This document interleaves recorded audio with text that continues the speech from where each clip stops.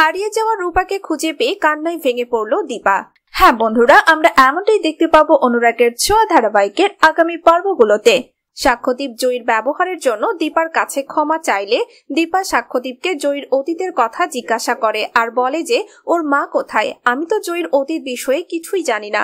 তখন সাক্ষ্যদীপ বলে যে ওর মা কোথায় সেটা আমি নিজেও জানি না। এদিকে জয়ী দীপার সাথে খারাপ ব্যবহার করেছে এটা ভেবে একা ঘরে বসে কান্না করে। অন্যদিকে সাক্ষ্যদীপ দীপাকে জয়ীর বিষয়ে সমস্ত সত্যি কথা বলে যে একজন গুরুদেব এসে জয়ীকে তার কাছে দিয়ে গিয়েছিল। এটা শুনে দীপা উত্তেজিত হয়ে বলে যে ওর আসল নাম কি জয়ী নাকি ওর অন্য কোনো নাম ছিল। এদিকে দীপা ও সাক্ষ্যদীপের মধ্যে যেসব কথাবার্তা হচ্ছে সেই সব শুনে ফেলে রূপা।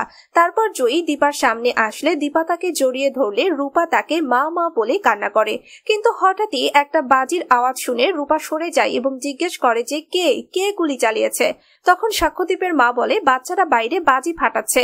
এরপর রূপার মিচকাকে মনে পড়লে কথা ঘুরিয়ে বলে যে একটা গরিব পরিবারে আমার জন্ম হয়েছিল, তাদের সঙ্গে আমি দুবাইতে গিয়েছিলাম, কিন্তু সেখানে তারা মারা গেলে আমি এখানে এসে পড়েছি। দীপা রূপাকে জড়িয়ে ধরে বলে এরপরে আর কোনো দিনও নিজের মায়ের জন্য তুমি কাঁদবে না, আমার মেয়েও হারিয়ে গেছে, আজকে থেকে তুমি আমাকে মা বলে ডাকবে। অন্যদিকে চারু যখন সূর্যকে ল্যাপটপে তাদের বিয়ের কার্ড দেখায় তখন সূর্য অস্বস্তিতে পড়ে যায় আর মনে মনে ভাবে যে আমি দীপার সঙ্গে একবার দেখা করতে চাই। এদিকে উর্মি যখন দেখতে পারে যে দীপ লুকিয়ে লুকিয়ে জয়ের সঙ্গে কথা বলছে তখন উর্মি জয়কে বলে যদি তোমার সৎ সাহস থাকে তবে পুলিশের কাছে নিজেকে ধরা দাও। এদিকে দীপা যখন একা বসে রূপার পুরনো ছবি দেখে তাকে মিস করছে তখন সূর্য দীপাকে ফোন করে জিজ্ঞাসা করে যে জয়ী কেমন আছে। এরপর সূর্য দীপাকে বলে যে আমার সঙ্গে একটু দেখা করবে। একটু পরেই চারু সেখানে চলে আসলে সূর্য ফোনটা রেখে দেয় আর সেইটা বুঝতে পারে দীপা। তো বন্ধুরা, তোমরা কি চাও যে দীপা যেন সাক্ষ্যদীপের কাছ থেকে জয়ীর সমস্ত সত্যি জেনে তার হারিয়ে যাওয়া মেয়ে রূপাকে খুঁজে পায়?